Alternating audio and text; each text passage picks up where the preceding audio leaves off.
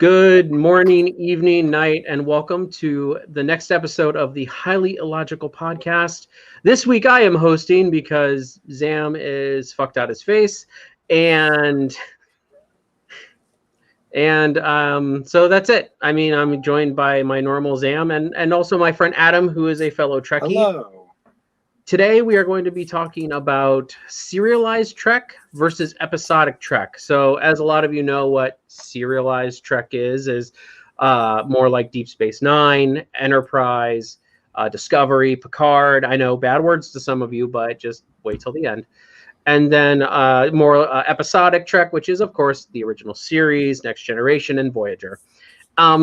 We're all gonna kind of just run through the notes and give our thoughts, and hopefully we'll argue and bicker and do what nerds always do in these kind of talks. So without further ado, where do you guys want to start? You want to start episodic, or do you want to start on serialized? I want to start on episodic, but I want to say that I like both formats initially, but I have my pros and cons with both formats. So I want to start initially with something that always bugs me about episodic episodes, because a lot of the times, a lot of the crew members go through some seriously traumatic shit, stuff that would scar you for the rest of your fucking life. But by the next episode, if they're not the focus, that particular character and someone else is, it's like a fucking another day, and that always bugs me. Which is one of the reasons why, when it comes to serialized, it's a little bit better in that sense, because they take with them the baggage that they've had from a lot of the trauma and the shit they've got from the previous, and it develops their character. And episodic doesn't do that. It doesn't. It just feels weird that somebody who goes through some of the shit these guys go through. Like Worf being almost paralyzed, for argument's sake, in one episode, and fucking Geordie turning into a different creature, and all these sort of things. Like Jesus Christ, like come on, man, something like this we want you to go back to Earth and never fucking go on a spaceship ever again. You know what I mean? But no, it's just another day. The next episode is just crazy. Stuff like, I'm not sure if that ever bugs you guys as much as it bugs me.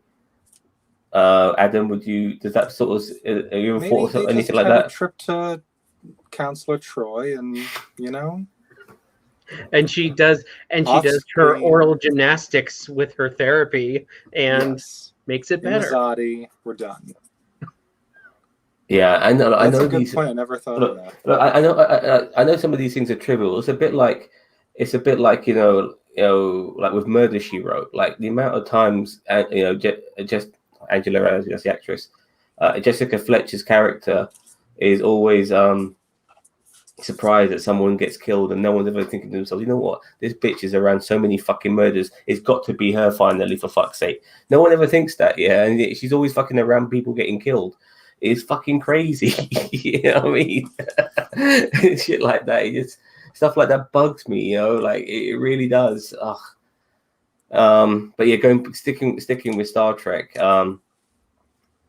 Once again, though, the good thing about episodic episodes, though, is at the same time we are getting a self-contained episode. It doesn't have to overstay its welcome regarding the storyline and the material. And it can come back again in the future for other things. Like we've had Moriarty come back, we've had Q come back several times, and various other guesting characters come back for special appearances. So those are the good things about episodic. It can linger onto other things. But yeah, I'm yabbering on now. I'll let you guys get a word in. Go ahead, Adam. Well, yeah, I'm kind of the same way. I appreciate both because it's nice to be able to just jump in anywhere in TNG or anywhere in the season and just watch an episode and not have to know what happened in the last 5. Mm-hmm. But on the other hand, it's almost like there's something missing, because that's what the serialized ones do, is it builds up anticipation for something or a mystery or like in the case of Voyager, they're always one step forward, two steps back on getting home, and it's building up to something else usually. More so with Picard than anything else, because that's specifically how that show was designed, but a little bit with Voyager. So I can see both. I don't know. I think I'm more of a overarching story kind of person. I like to see a progression of something, a little bit of episodic, but also there's something in the background lurking, or there's something that some kind of story that we're building towards the end of the season. And do you know what not, and actually all three of you probably know this, or all three of us, sorry. My imaginary friends here too.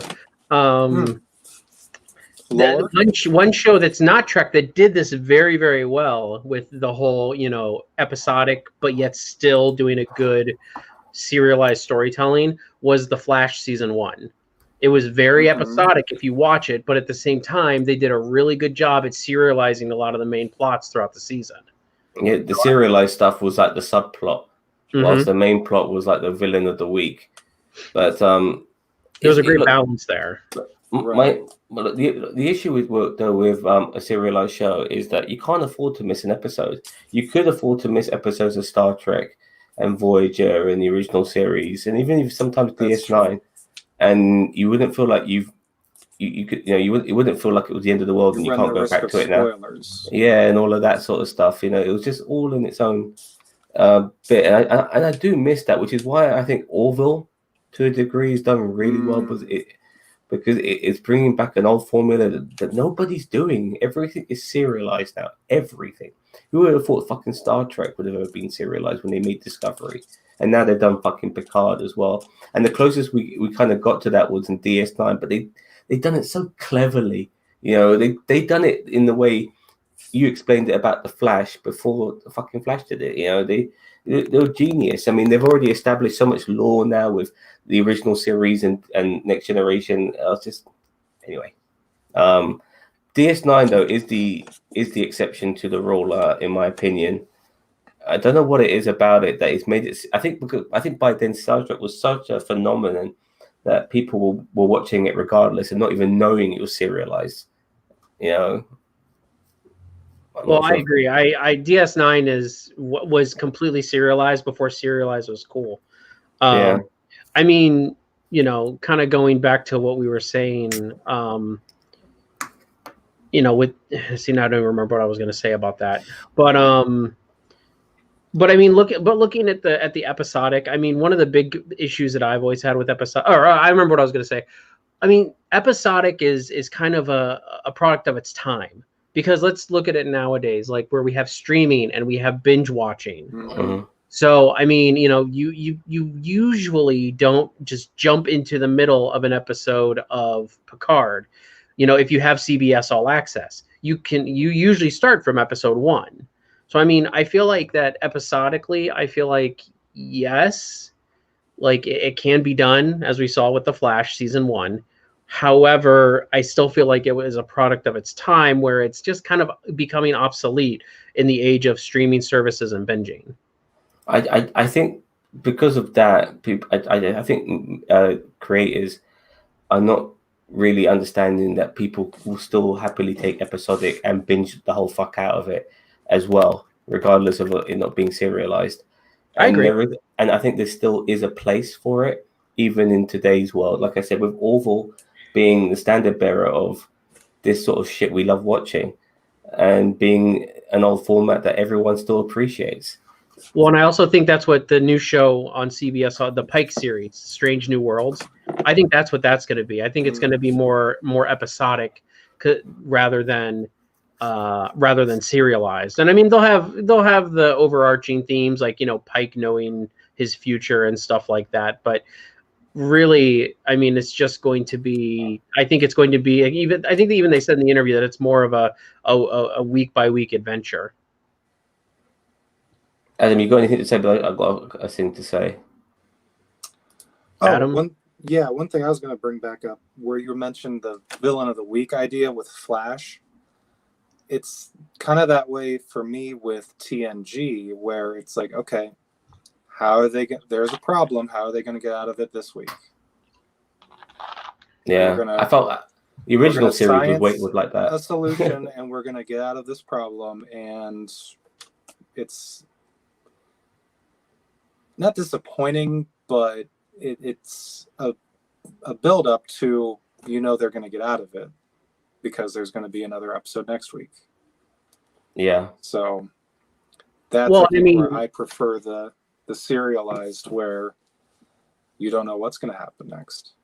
Well, and that goes also with what Zam was saying about, like they've got all this traumatizing stuff happen. And you don't have people who die. The only person that has ever really died that has carried any weight in the series, but that's not an extra, is Tasha Yar. Yeah. Right. I mean, I really can't think of anyone. Dax. Yeah. Dax. But I'm talking episodic. I'm not talking. DS9 is completely serialized, in my opinion. So I don't consider. I don't think it started serialized. I think it started episodic first season for sure. Maybe and they'll find in their the feet. whole emissary thing was very episodic. I mean, they serialized the whole emissary thing. They had a plan from the get go with DS9. Fair enough. Yeah, fair enough. Okay, fair enough. I'll give you that. Plus, I feel like there's more opportunity for character development over a season of, say, Picard, where it's building a story versus you might have some character development during a two-parter of, say, TNG, or there might be something here or there, but it's hit or miss with the episodic for me, in my opinion. Well, and I mean, that's where you get characters like Harry Kim and Chakotay on Voyager, and honestly, Worf, because honestly, Worf didn't start getting good character development until he got on DS9, in my opinion. He got a yellow shirt? Yeah, no, he got a red shirt. He got a red shirt. Oh, that's right. He started. Okay. He started with a red shirt, funny enough.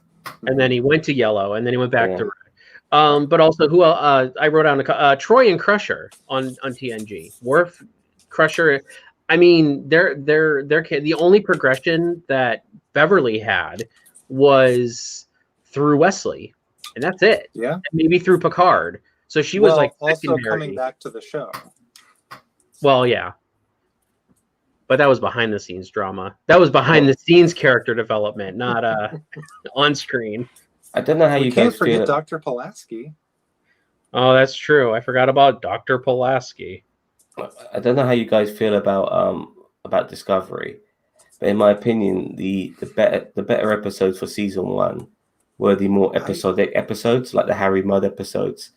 They were, in my opinion, the best episodes on the show, and they were very episodic in nature.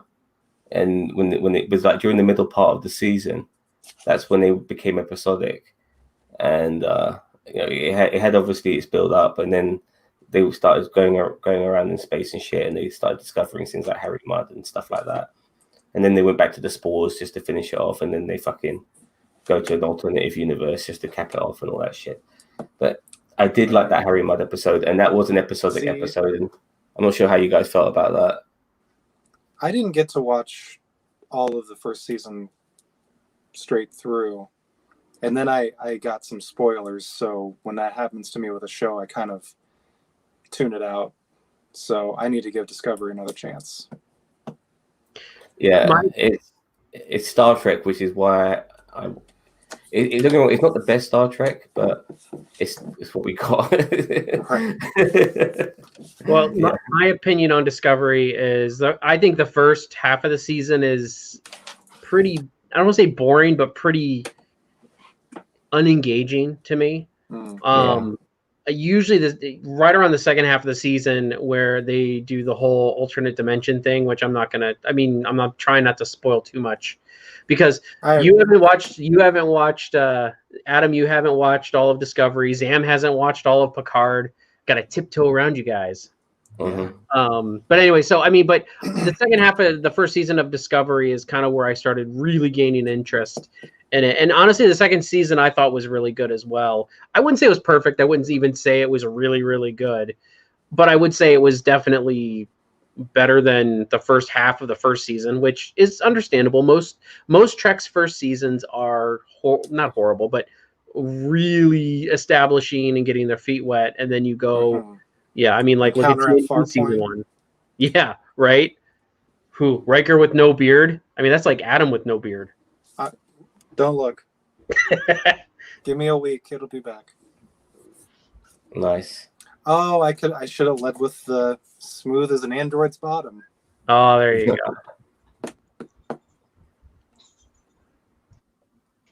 All right, so one of the topics I wanted to bring up was just like our favorite two-parters in episodic Trek, because honestly, I feel like in the episodic, they did the best two-parters, only because that's the only time. And I think even one of you mentioned it earlier was that's the best time that, or that's the only time that, the character development happened was in those two-parters.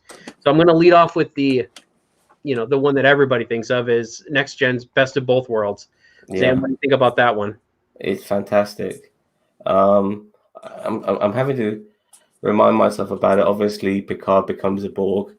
I didn't like the fact that he didn't have his eye changed and shit. Battle of Wolf 359. The Riker maneuver.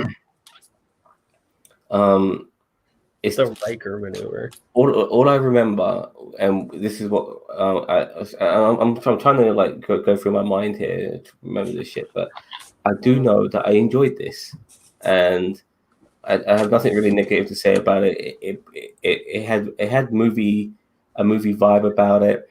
The only thing that bugged me was there was one thing, and it's the funny thing, it's the thing that bugs me that what I remember is when Troy was talking to Riker saying, why are you still trying to save Picard? And I'm thinking to myself, bitch, he just said fire when he saw Picard as a fucking Borg. Yeah, he didn't hesitate. You know what I mean? So what the fuck are you talking? And I just never bought it when she said that. He just said, what are you doing? Who wrote this? You know what I mean? Just don't go there. Why are you saying this about him? Mate, I don't want Riker to be like this. I don't, and what you anyway, that bugged me. But other than that, good episode, good double episode. I liked it. I'm not sure. I can't really remember. You're gonna have to remind me how they saved Picard because I've kind of forgotten. But other than that, excellent. Love it. I remember they had to hook data up to him, and I don't remember how they captured him. Oops. I'm on my phone. Resistance is futile. Or is it? I don't remember how they captured him, but I just remember Data had a lot to do with it, and he was hooked up to Picard somehow, and then it shows an evolution of the Borg too, because that's one of the first Locutus. Where they had to go and add all that stuff to him versus the later stuff like in Voyager where they had the nano bots or whatever, and they just stick the little prongs out. Wasn't that First Contact where they started that? Or First Contact started that. Yeah. Voyager. No, but the First Contact showed it first, and then they used it in Voyager. But then that's something that comes back later on. One of the things I remember most about DS9 is that first scene with Picard giving Cisco his orders and saying, "Have we met before?" And Cisco says, "Yes, at the Battle of Wolf 359." Picard's like, "Oh, awkward." That scene is, but if you watch that scene is so good between them two. That's why I'm saying, like, and that was a Deep Space Nine episode, so not to jerk off Deep Space Nine too hard, but I mean, it's like they're just, the writers for Deep Space Nine were just so good about just taking the meat of this universe and just using it. Yeah. It was really Games of Thronesy in a way, DS9. Oh, yeah. With people like Garrick and stuff like that. It was, it was really. I mean, minus the incest, it's very. I mean, yeah. For me, the best double episodes were in Voyager, like their Borg double episode, which was the second part was the beginning of the new season and introduces a 709. But everyone all know about that one. But that's on my list. Is Scorpion? I was going to bring that one up. Now, this is something that does bug me about Star Trek, but at the same time, I thought this episode was good. Was the one with the Herosian? where they became like pretended to be Nazis and shit. And that's what really pisses me off, because they always do this in Star Trek. They always do this World War II shit at some point. It really fucking pisses me off when they do this shit. I mean, they did it in the original series too. So I mean, yeah, they always go there. They always go there. Like, can't you choose a different era? I really feel it's a cop out. You know, it's a cop out to use this era. You know, I think it's an easy era for them to replicate than maybe the jungles of Vietnam or maybe during the periods of the Incas or some shit like that. You know what I mean? This is a lot easier to replicate in today's world for them. So that's why they do it. And the Nazis are obviously the best bad guys to have. And I just find these things a cop out. But nevertheless, it was still a good episode regarding them, double episode that is, regarding them being brainwashed and shit. I think it was the Doctor who saves them, wasn't it? The Doctor and the guy who plays the voice of Chuck. I don't remember. I've been watching Voyager through again, and I'm only on season 4 or maybe 5. I don't remember. The actor who does the voice of Chucky, he's in this, and he like plays someone who's a bit fucked in the head, but he ends up being a hero, but he dies saving Voyager with the Doctor, I think, against the Herosian. Or maybe I'm mistaking that for another episode. I'm sorry if I am. I do apologize. Are you talking about the Maquis guy? That's what the Maquis guy. The actor who does the voice of Chucky, he played that role. I don't even know. He's been in a few films. He was in the original Child's Play, and he was in Alien Resurrection. He's been in so many films. Brad Dourif, I think his name is. No idea. I'll take your word for it. But you know what? I mean, Adam, did you watch Voyager? I watched quite a bit of Voyager. I don't think I watched it all the way through. Do you know what I'm on about regarding the Herosian episodes and the Nazis? Do you know what I'm on about, Roberto? I mean, I remember those episodes, but Voyager is probably one of my least favorite Star Trek. I mean, I don't hate it. But, Voyager? Yeah. I love Voyager. There's coffee in that nebula. Yeah, I think Voyager was only good for the memes. Well, the Voyager was great, man. Voyager was for the memes before memes were a thing. It gave us different aliens. It gave us a different motive. Like, there was an end game. And it gives you that overarching story of coming home. Yeah, exactly. There was an end game to it, and you wanted to see them get home. It was a bit like, I only put up with fucking Quantum Leap to see Sam Beckett get home, and he never fucking got home. He Quantum Leap for the rest of his honestly, life. I think Voyager should have never have made it home. I think they should have blown up. Truth be told, I think they should have. I think Voyager should have been destroyed, and the survivors started a colony in the Delta Quadrant, and then, on the last episode they skipped like a couple hundred years in the future, maybe like 50 years later, and they finally established contact with the Alpha Quadrant somehow. But I mean, they've already started a colony, and the last episode is them trying to decide if they're going to go home or not. They had that opportunity. That's where they found Amelia Earhart. Oh, yeah. On a planet where they landed Voyager. Yeah. Amelia Earhart? Amelia Earhart was abducted from Earth and on this planet. Wasn't there was a bunch of people who were on that right ship? And then how do you understand? It's in the translator. Remember, listen, Biff Tannen, he was on it too. Listen, I would have marked but that's the thing about the consequences and stuff like that. Like, I would have loved if Amelia Earhart would have joined the cast regularly, and then you've got this lady please don't say that, please. That just sounds so. Tom Paris, could they her and Tom could Amelia Earhart as an actual character on Star Trek. Come on. Yeah. No. Then the two, Tom and Amelia, could have been competing. I'm the better pilot. Yeah. She could have been learning how to fly, and she could have been, and then her and Tom could have got together because they share so much in common, and Tom just likes to bang Janeway a little bit. But then B'Elanna would have just killed Amelia Earhart in her sleep. You want her to be a main character on the show, make her a fucking hologram. Yeah, and that's good enough for me. But no fucking way should she be a fucking flesh and blood human being. The on doctor called Voyager. he's got copyright infringement. And it's not just that, but she's from fucking an era where she will never even be able to contemplate the shit. Exactly, that's the best part. Speaking it's of the not. doctor, The fish out of water bollocks. No way.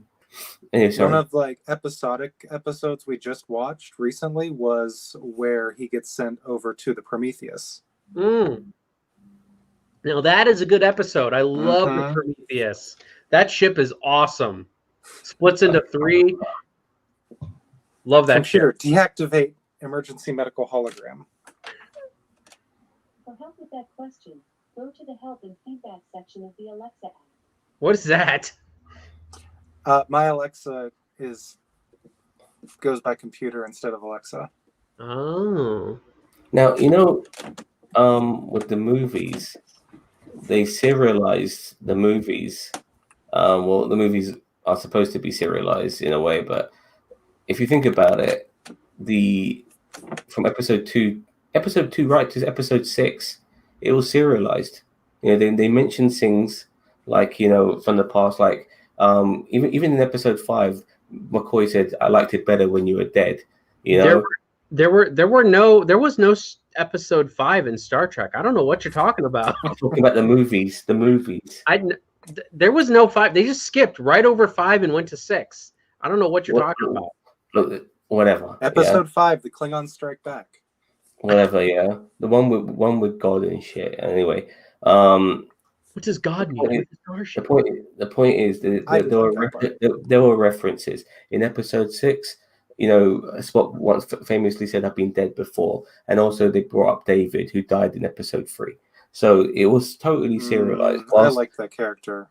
It was quite shocking. But my problem was with episode 3 was I don't think Kirk felt the pain enough of that. He got over it quite quick. I understand his situation, but I think some people, if they lose their son, they can't even think straight anymore. They're in so much at that particular time. But nevertheless, I'm losing my fucking train of thought here. But when TNG then took over the movies, those movies became episodic. Would you agree? Only episode. I would say only, just because you make a reference back to something that happened in the past does not make it serialized, or even connected.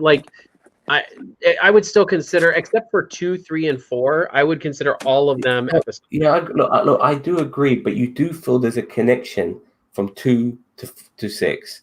It does feel. I also feel like there's a connection between episode 3 and episode 4. Yeah, I guess. Look, I mean, there are actually little minor references like the emotion chip and shit like that in TNG's movies and stuff like that, but they feel way more episodic. Like Insurrection. I mean, it does feel like a fucking episode of TNG. It doesn't even feel like it's good enough to be a 2 or 3 parter. Yeah, it doesn't even feel good enough to be a fucking movie. It's so shit. However, if you're watching this and you're interested in seeing what our thoughts on Insurrection, go back to our Q episode 2, where we map out how we would have interjected Q into the movie of Insurrection. Anything? Damn, back to you. Anything shit in Star Trek, just throw fucking Q in it and he fixes it. Or the Borg. All right, so let's talk about Adam. Do you have anything to add before I move on to the next 2-parter? No. What's the next one? Chain of Command, which is the one where Picard goes undercover. He gets abducted by Cardassians. He gets tortured, and then you have you also have the there thing. Are 4 lights. Yeah, and Captain Jellicoe and Riker's little dramatic whatever. And I remember not being a fan of that dynamic. That actor, I forgot his name, but he fucking is in so much Star Trek. It's unreal. He's played a human. He's played a fucking Klingon. He's played a Cardassian, and I can never take the name Cardassian seriously ever again. You know what I mean? When you said he got kidnapped by the Cardassians, I'm not thinking the alien race. The Kardashians, yeah, those two. They got ridges on their forehead. And the Cardassians, too. So anyway, so I mean, I really like that episode just because it was a really good, like, there was a lot of, I mean, it's touted as one of the greatest next gen two-parters ever. I mean, and I don't disagree. I'm gonna get crucified for this, but Best of Both Worlds was not. I remember sitting down and watching that recently, within a couple years, and I didn't think it was as good as people remember it. Truth be told, like, it was good. I don't think it was like as good. I don't think it was the best Star Trek episodes. Like, I don't know. It just didn't, and maybe it's because it's a product of its time, but I honestly felt like Chain of Command were better 2 episodes than Best of Both Worlds. Best of Both Worlds, you almost felt that maybe Riker was taking over at the time. You know, there was a possibility that they might have killed off Picard. Wouldn't that have been great serialized storytelling? But if you think about it now, the idea of killing off Picard then would have been awful. And I'm still wanting to see Riker as a captain of his own ship in his own series. Oh, well, you can see that if you want. All right, and then so the last episode I have is Voyager Year of Hell, which honestly should have been its own season, but of course, Paramount and Rick Berman had to cut it down to 2 episodes because they didn't want a whole story arching over an entire season of Voyager just getting the hell beat out of it, the crew evacuating, and only the main crew being on the Voyager until they got to the end of that season. Like, they had to do that whole time ship garbage. And yeah, the original plan for the Year of Hell storyline was it was going to be a whole season. I think it was going to be the entirety of season 4, I think. And they were going to Voyager was just going to get beat to hell. And at the end of the season, they got out of it, but then they had to lick their wounds and repair. And it would take them a while to pull themselves back together because Voyager just got the shit beat out of it. That's the one with Clarence Bodiger, yeah? From RoboCop. Yes. That one. Yeah. Yes. And yeah, I just found it ironic that, I mean, how it ended was always the most funnier thing. Like, the most simplest solution to ending it all was to destroy the time ship. Yeah, just run the shit. Just run into it. Like, everything was resolved. Janeway's like, "There's coffee in that time ship." I honestly, for what they did to make it 2 episodes, it was brilliant. I thoroughly enjoyed it. But I think it would have been a whole season. Yeah, I can see it now. I never realized until you told me. And I would love to have seen this as a whole season. But imagine the whole season ended with them doing it like that. They would have to science the shit out of it to make them understand that to crash into would be the way. Originally, there was no time ship. Originally, it was just a quadrant of space that the weapons were superior, and Voyager couldn't go around it, so they had to figure out their way through it. I credit the writers for coming up with something very, very good for 2 episodes. It was a really good. Like I said, the only thing it was the conclusion of it, but other than that, excellent. It was really good. All right. So I think we kind of hit. I apologize. I want to talk more about it. I like seeing Voyager all fucked up, crew fucking dying. You had no one. I mean, you kind of realize, with time travel playing a part in the overarching narrative of that double episode, that it was going to be the savior of them getting out of this shit. It was kind of telegraphed. It was a cop out, in my opinion. Yeah, 100%. But in a way, it was a justified one because time travel was there. But it did look good to see Voyager, fucked up. Oh yeah, I loved it. I mean, Janeway and a fucking wife beater. Awesome. Absolutely awesome. I loved it. All right, so we're gonna move on now to Serialized Trek. So I want to talk about a little bit about some of the stories that some of these shows have had, and so we can just kind of break down what we thought. I mean, we can kind of breeze through some of these that we don't have any opinions on or whatever. But I mean, I'm going to start off with the one that I love the most, which is Deep Space Nine, my favorite show. So what do you? I mean, so the serial, and if you guys want to add anything to these. I mean, like with Deep Space Nine, like the Emissary storyline, like that is probably the most serialized of serialized anything of all time. Adam, what do you think? I remember watching that, and I don't remember being a fan of that two-parter. There was a lot packed into that, but it did set the stage for the whole show. Yeah, and I can't speak too much on Deep Space Nine. I haven't seen nearly as much of that as anything else. But I know. I'm gonna bring you over here and tie you to a chair and make you watch it. Do it. Oh, You're scared. I'll put a mask on. That'll be great. Okay. Like all the Dominion stuff was the stuff that got me the most when it came to when it came to DS9. That was a really juicy. See, that's the stuff I picked up. You know, with the brain, and the Tribbles episode. shit and You all know what? that. I'm not doing my notes anymore. Then I'm just gonna, just say what I want when I want.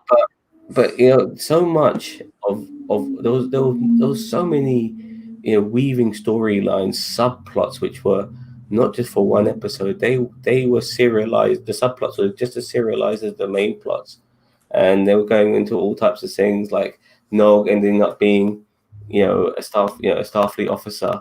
All of these things, things like Nog were one of my favorite. Just seeing that this little Ferengi, how's he going to end up?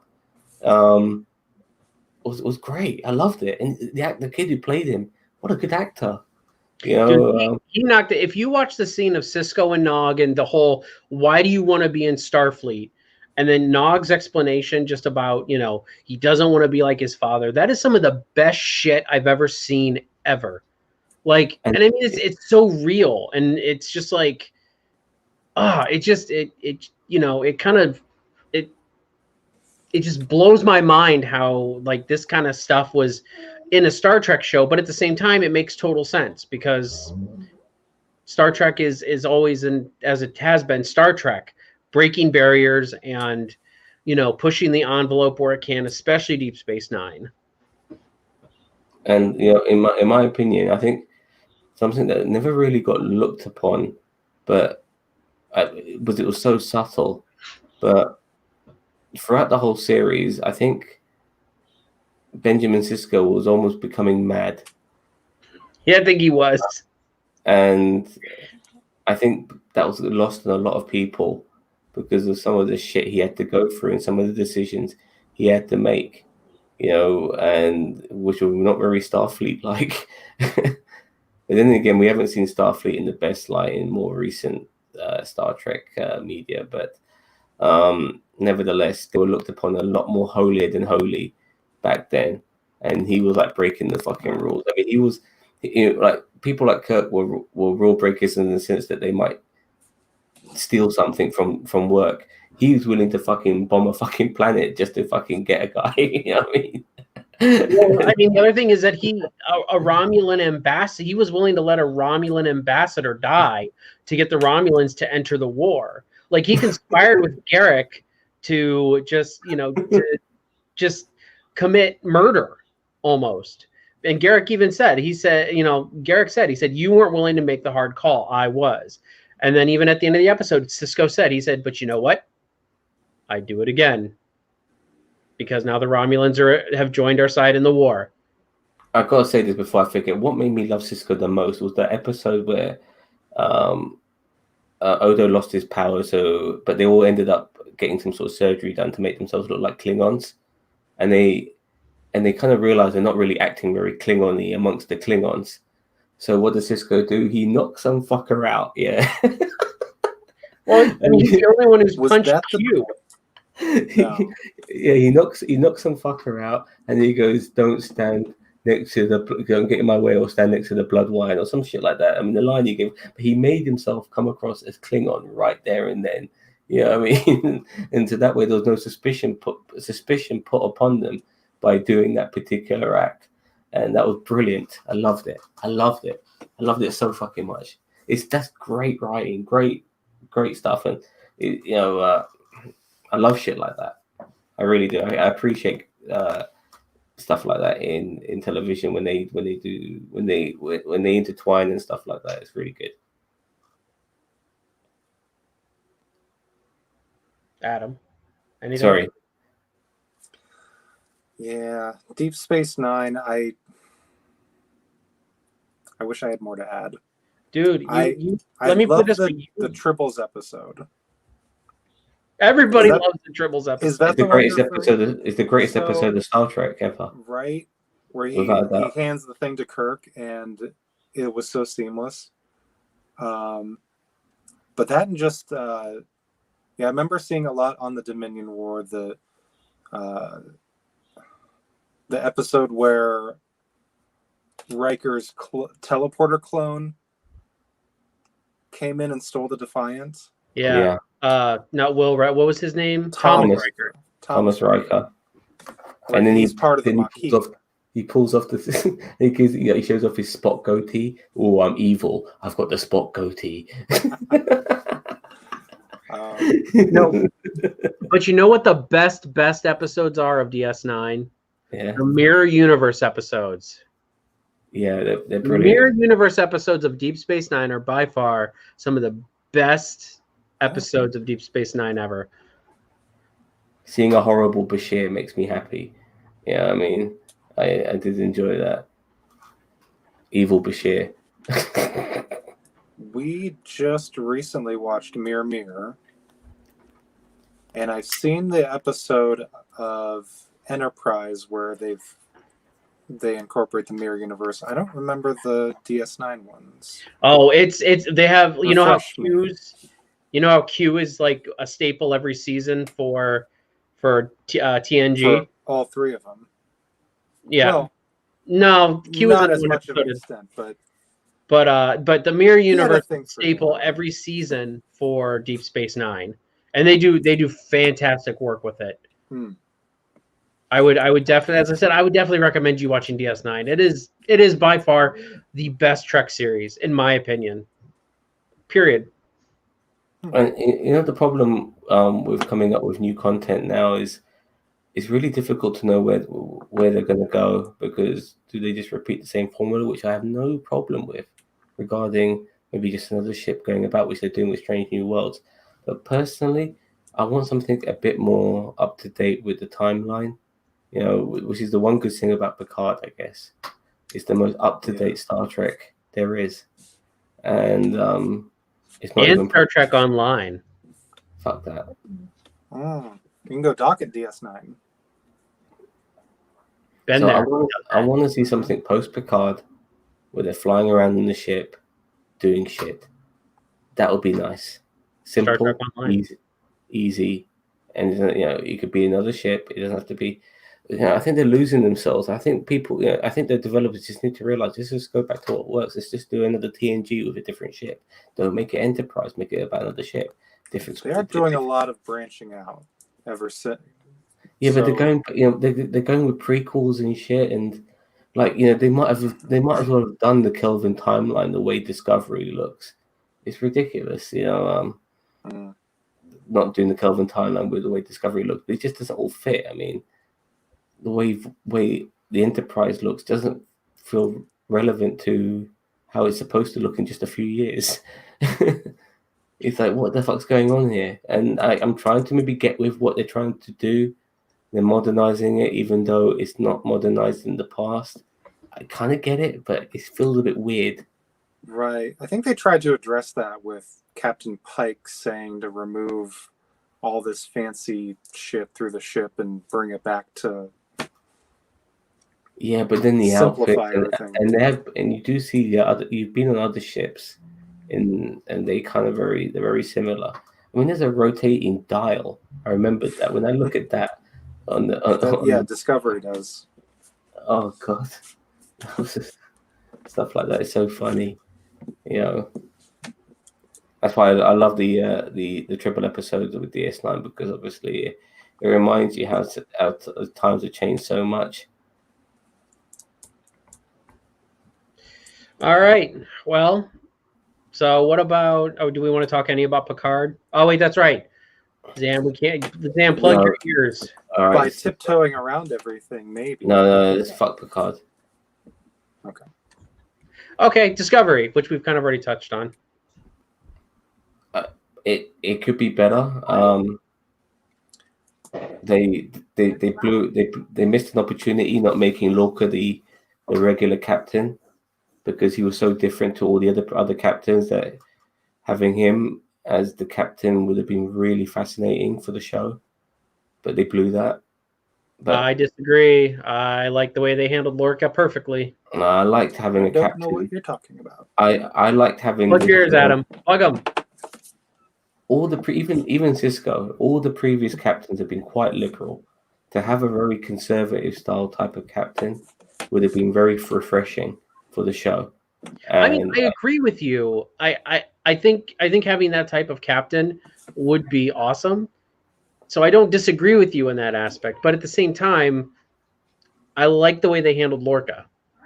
Period. So I mean, like, I really wish I could agree with you on that, but I mean, if they brought a different captain in who acts like that, then I'd be okay. But well, story-wise, it was done really well, but it just left me disappointing knowing that this type of captain is not going to be on the show anymore, because he was so different, and that intrigued me. You know, like having this guy in charge of Discovery and shit. That was such a bold move, and then they did this, and it's like, oh, for fuck's just a sake. very militaristic captain. I get it. That's what I said. Yeah.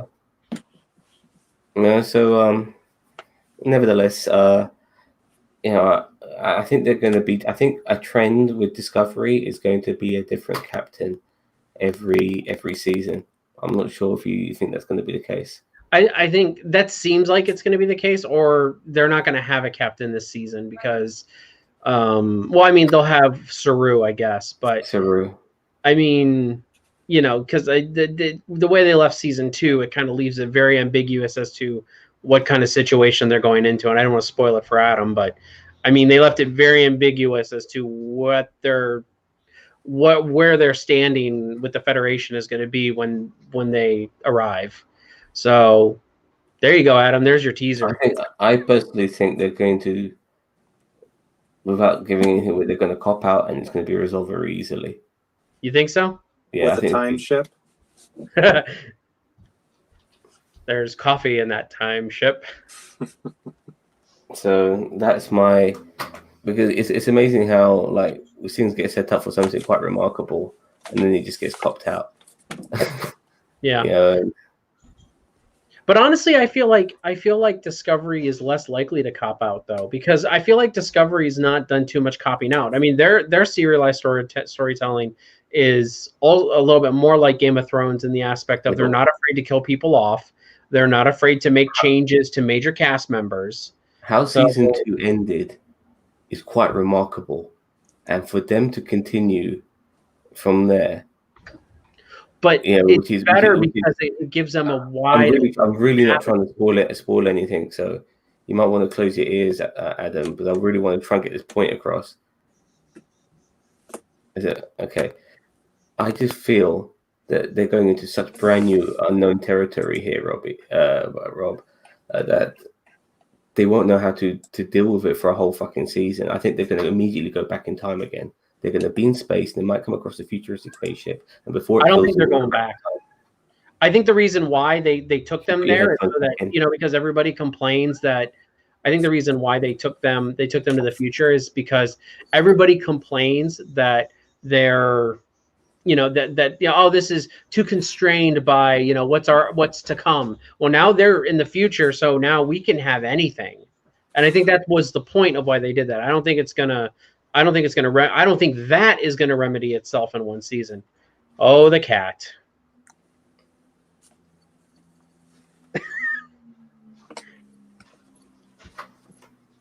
Oh, are you done? Yeah. Sorry, I do apologize for making you do that, but I didn't know how else to say. I knew they went to the future. I just don't know why or what's going on. Oh, you do know that? I watched like half of the first season and then got spoiled on the rest. Sidetracked. Okay, so the point is, you know that they've gone to the future. That's how it ends, yeah? That's all I know. They went to the future for some reason. Okay, well, fair enough. Well, then you know enough. But the But point what is, part of the future, like past well, we don't know. TNG era, or We don't know. We have okay? no. I thought it was like way far past TNG era. Yeah, it is. So this is Okay. the thing, because we don't know. So this is my thing. I personally think that they're gonna. You might see one spaceship, a futuristic-looking spaceship, come along, almost killed them, and The next thing you know, Enterprise J. well, next thing you know, but I don't know, no fucking idea. But the next thing you know, they figure a way of getting back in time, and everything's back to normal again. That's what I think is gonna fucking happen. I don't think that's going to happen at all. I don't think they're going back. So Endgame. Yeah, but the point Captain is, America is the bomb. No, not that Season- Endgame. Voyager Endgame, Oh yeah. where did she beat up Harry Kim, or he just tried to stop her and then Everybody beats up Harry Kim. Like what? He's like a doorknob. Everybody gets a turn. no, everyone beats up that Vulcan engineer. Oh, Vulcan Sabal? What's his name? I don't remember. All right. So last one I want to bring up is the kind of the hybrid is Enterprise, which had its very own serialized season 3, which was the Xindi thing. But it also had like a bunch of three-parters in season 4. But then in the very beginning, it was very episodic. So obviously the show didn't know what it wanted. I liked Enterprise. I just liked the fact that they were bringing in like the birth of the Federation. You know, I like how that they started building that in season 1. You know, with the Andorians and the Vulcans and the Tellarites, and you know, and all that kind of culminated into season 4 when we were supposed to get into the Romulan War. That didn't happen because Trekkies are dumb. Oh, I mean, Trekkies are lovely people. No, I mean they tried to answer things like the ridges on the forehead just for fucking Discovery to throw a spanner in the works regarding that, because they had fucking Klingons with ridges, and that's 10 years before the fucking Star Trek episodes where Klingons don't have ridges. So that's all really fucking stupid. But one thing, nevertheless, is I never fucking liked Enterprise. I put up with it. I tried to enjoy it. It had its moments, but it was a lot of callbacks. Throwing in the Borg was a cop out. Yeah, no originality. I mean, throwing in the Borg, yes, I will agree. Throwing in the Borg was a low point. However, there is a three timeline theory because of that. There's the original timeline, the Kelvin timeline, and the First Contact timeline, and that, my friends, is a video for another day. Q said that no human has seen this sort of species before, but they have in Enterprise. So Q is omnipotent, and he can't be wrong on this particular issue. So he is wrong, unless he was lying. No, I think obviously not, because at that particular time when they made Enterprise, it was a genuine thing. So like, this is just stupidity on the part of writers, not forgetting things like this. It was a different timeline, just like I was saying. Enterprise is the original timeline. Enterprise may not be the original timeline. I'm just saying. Enterprise was just a hologram program that Will Riker was watching. You shut your mouth right now. No, that's been debunked by Discovery, mentioning Jonathan Archer as one of the like the top tier captains.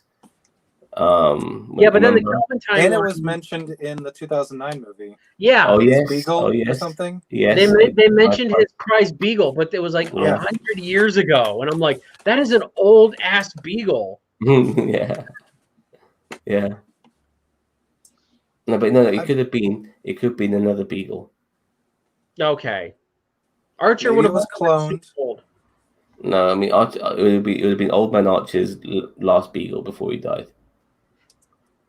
I don't know.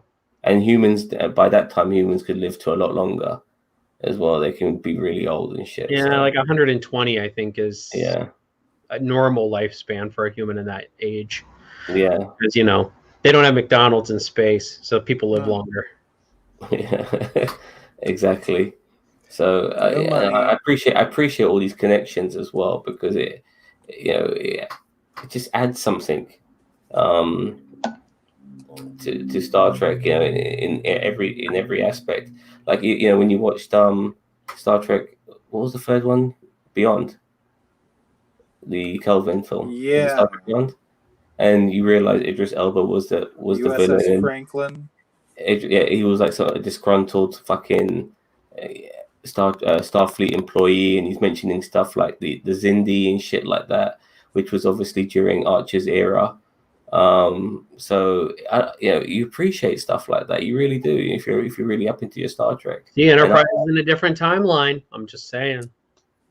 Well, no, the Kelvin timeline is after Archer, so Archer would always be in the same timeline for both universes.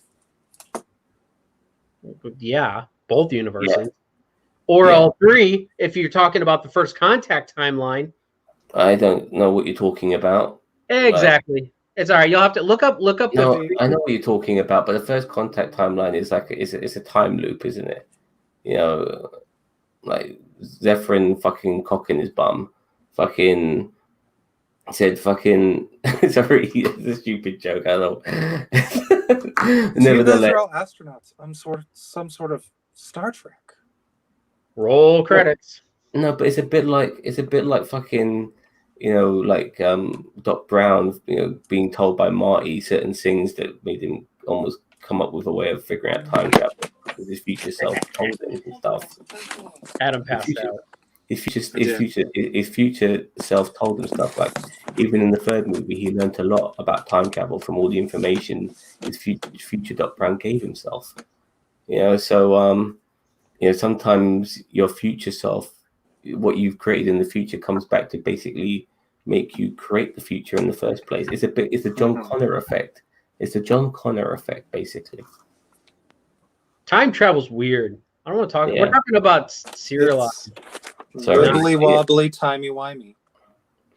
Yes. Doctor Who, the Time Lord. All right. Hey, so you should be proud of me. I haven't brought it up at all. Look, just because I don't like Doctor Who doesn't mean you shouldn't bring it up. I would love if you would bring up Doctor Who and on the Nerd Nation channel or on the Nerd Nation Facebook, which is in the description box. Boom, got it. I used to like Doctor Who. Now I don't like it anymore. Well, that's because we're American swine and Americans love Doctor Who, mate. Exactly. That's what I'm saying. You know what you also like? You love Downton Abbey. Because there's an overarching story. Adam, do you watch Downton Abbey? I've watched, I think, the first 5 episodes. I like it. So many fucking Americans love that shit. You won't find a fucking Brit in this goddamn land, who watches that. They have no idea. Some people don't even know it exists. But I've actually taken. I had some American. I'm a cab driver, so I had some American tourists in my car, and I took them to the castle, which has got a different name, obviously, but Downton Abbey is fictional. But I took them to the castle where they film it and shit, and they were losing their fucking minds. It's Downton. I mean, that's like if you live in Ohio and you go to the Christmas Story house. I mean, I know I hate that. The worst Christmas movie. I bet y'all the Brits like A Christmas Story. Worst Christmas movie? Oh, there's tons. It's called A Christmas Story. What the fucking one with the fucking ghost, the ghost and shit? That one? No, not that. That's a Christmas Carol. Oh yeah. A Christmas Story is what, the one with fucking Cary Grant, and That's a Wonderful Life, isn't it? Yes, I think so. This is the one with the weird leg lamp. The leg lamp? Yes. Where they cultured swine. A leg lamp. I'm trying to envision what a leg lamp is. What's the gun called? Red Ryder BB gun? The Red Ryder BB gun? You're going to put your eye out. God, do I fucking look like I fucking, shoot fucking... do target practice with Obama's face on it? You look like you shoot fucking something right now. So, I mean... And it was over my whole life. So when I did get to see it, I was like, Why does everyone like this movie? I hate that movie. I've always hated that movie. I hate the kid. I hate the gun. I hate the tongue on the pole. I hate the leg lamp. What film is that? A Christmas Christmas or Story. Christmas Story. So this is the Because film that they should be on your didn't 9 even inch take fail. time to give it a proper name. They just called it A Christmas Story. All right, I'm bringing it around, guys. I'm bringing it around. So since we were on the subject of like the other timelines, Kelvin timeline, back to Picard a little bit. One small gripe I have with it is, so with the 2009 movie, there was a 4-issue comic series covering the events prior to the 2009 movie and explaining how Spock came to be in the other timeline. That got thrown in the trash with Picard. In that comic series, Picard was the ambassador to Vulcan. Geordi designed and created the jellyfish the ship that Spock had with the red matter. And Spock, like everything else, is the same. He's supposed to use the ship to collapse the Hobus supernova. But it was a really good story how they set up Nero. And, that was the other thing. Because Data gets a bad ending in Nemesis, the movie that shall not be named, he's brought back as B4, and he's captain of the Enterprise. Data is? Data's captain of the Enterprise as B4, and helps Before Picard. Kidding. Stop it! Every time my phone buzzes, it makes it fall. So Oh, so I should stop I texting you? apologize. But yeah, I loved that comic series because the 2009 movie is actually what got me back into Star Trek. I watched a bootleg copy of it on my friend's PS3 way back in the day. I had seen episodes of TNG, but I wasn't a fan really at the time. So, does it again. That I really liked that comic series, and then it's not that they went in a horrible direction, I think, with Picard, but I really liked the way they went with that comic series. I don't know if any of you guys had. No, that actually sounds really interesting, and I kind of It's like called it. Star Trek Countdown. It's just showing how the Hobus star was going to go supernova, and they tried to make a plan, and it fails. And then you get to see how Picard interprets sort of the same events of the Hobus star going supernova, which is great because, as we've been talking about, that ties in with the Kelvin timeline, although they don't realize that. But how Picard handles the aftermath of the supernova versus the comic and versus Star Trek Online, which is another third direction. So maybe we have a fourth timeline. Obviously, I'm getting all confused now. Time travel. No, but you know, one of the things that bugged me about the introduction of B4 was not once did they mention that this could be lore, and that really pissed me off because I'm thinking to myself, it should have been lore. It's almost like it's episodic. It's like fuck's sake, you've dealt with a killer fucking android, and you never thought to yourself that this could still be that killer android come back in a different form. And I thought they mentioned that could this be your brother? It's been a long time since I've watched Nemesis. I thought they said something about could this possibly be your brother, and I think Data said no because. All right, was it another brother? Maybe. Or maybe another brother. So I mean, I guess they were referencing. I think they just explained it away with science and said, "Oh, his neural pathways aren't as advanced as mine or Lore's." What was the name of the scientist who created Data? Soon. Dr. Soon. They did mention Dr. Soon, I think, because obviously Dr. Soon must have created B4. Yeah, it could have been anybody else. Could it? Well, I mean, that's the other thing, and that's another villain that they could have brought back. You know, like Q could have been in Insurrection, Lore could have been in Nemesis. Well, Soon was in Enterprise. What? Well, Soon's grandson was in Enterprise, but Oh, really? That's how it was. I must have missed that bit. I thought it was Soon. season 4, one of the 3-part arcs, which I really like. Okay, you guys got anything else to add? No, I think I'm done. But it's been a good conversation. Adam, anything I else? agree. Nothing All else right. that I have. Nope. Okay. Well, Adam, thank you for Thanks for having me. It was a lot of fun. You're welcome. We do these every other week, so I mean, if you want to join us again, just let us know. Zam, you're stuck with me. Sorry, bud. I like being stuck to you. Aw, stuck like glue. Anyway, so I'm gonna wrap it up. Everybody, please like, subscribe, and love on us as much as you can. And just always remember that it is a good day to talk about Trek. See you later, guys. Bye.